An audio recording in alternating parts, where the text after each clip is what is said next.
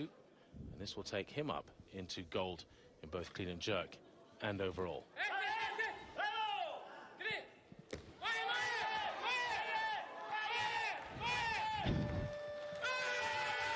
Well, I think the movement we saw there is soft elbows, not a press out. He'll get that.